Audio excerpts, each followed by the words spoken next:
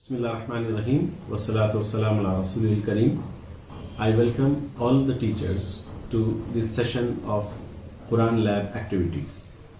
Today I am going to share with you the nursery textbook activity, which is very essential. You can introduce this activity of identifying the shapes of letters, Arabic letters, to the nursery, LKG, UKG and even the first grade students. The activity is very interesting and very simple. In Quran Lab, the motivation to learn should be intrinsic, not extrinsic. What does it mean? It means the joy of learning the subject is important. It should not be pressurized. It should not be accelerated more than the natural pattern or the pace of the learning of the student.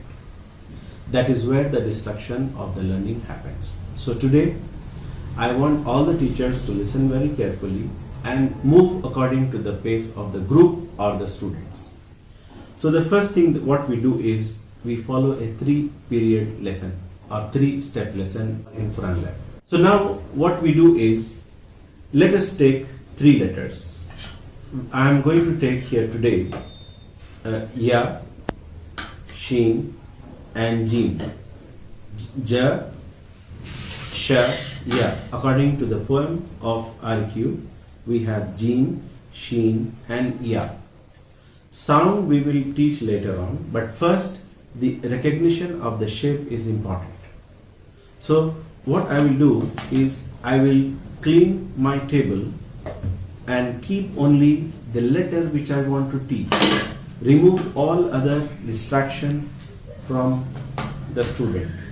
And now I will keep it here and ask the student, do you know what this is? This is Jim. Let the student guess and think for a while. Have you seen this letter before? This is Jim. Now let the student put his finger on this and trace it. Jim. First, as a teacher, you repeat this for 3-4 times and a dot.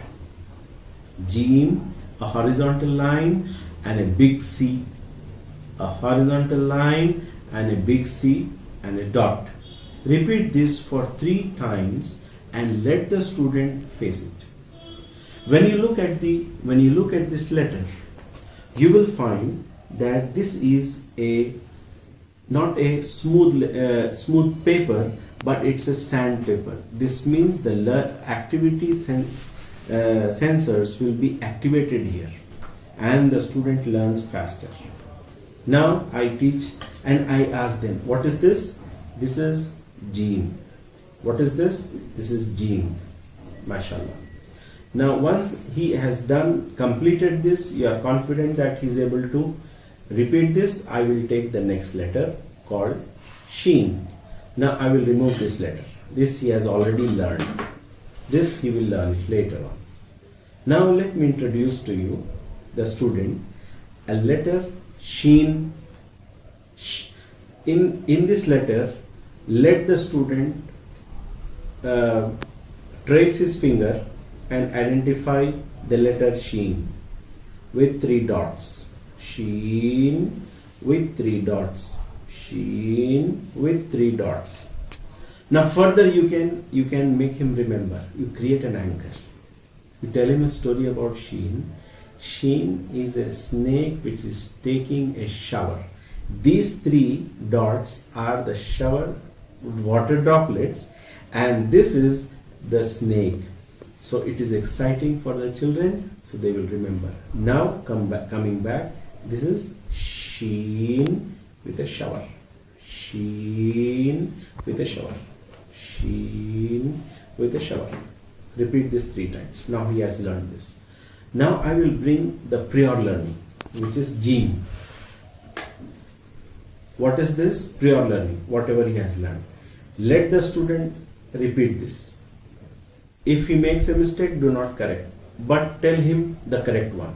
Don't say you are wrong, you are not concentrating, you are not focusing. This is old stuff. This is not going to work. This is a failure model. You need to encourage the student and say, think what I taught you. So the student will say Jim and a dot, Sheen with a shower. Or you can also say this is a snake taking a shower. So you specify these two. Then what I do, I keep this back and introduce the new letter Ya. So when the learning happens, we are trying to focus on the student. So Ya with a 2 dot, Ya with a 2 dot. Now if the student cannot remember, bring our textbook RQ. Ya is very similar to the duck, and these two are the feet. These two are the feet of the duck. Where is the beak here? This is the tail. This is the tail, and these are the. Let the student imagine, and we say Ya. So let the student take the finger of the student, ask him to trace it like this. So first 3 times you do it, so that he learns the stroke, the start and the end of it. Otherwise, if you leave it, then he will do it the other way, and we don't want him to learn, because once the child learns wrong, it is very difficult for us as teachers to correct him, because you have to deprogram and then reprogram it. It's a waste of time. So this is like a duck which has got 2 feet. Every bird has got 2 feet. So we use this Ya. Done. Now this was the new learning. I bring the old learning. Ja, Sha, Ya. The student will look at this. Now you are putting all the content together. He will say, now you are going to ask him, okay, if you are teaching Abdullah, then I will say, Abdullah, show me Jim. He will point it here. Sheen, Ya. MashaAllah. Okay, Abdullah, now tell me where is Ya. Abdullah, tell me where is Sheen. Now if the student gets stuck up and think Sheen means shower. Who takes the shower? Snake takes the shower. So here you have Sheen. Sheen is taking the shower. And Jim. And then he will. So keep changing the order. We don't want him to memorize with a rote learning, but with a creative learning. He should memorize its shape and the names of the letters. If he forgets this, then recall what was that we studied. Here is about the duck. So once this is done, this is a 3-period lesson. Inshallah, I hope you will be able to teach well, and the students will be able to learn. Jazakumullah khair. Assalamu alaikum wa rahmatullah.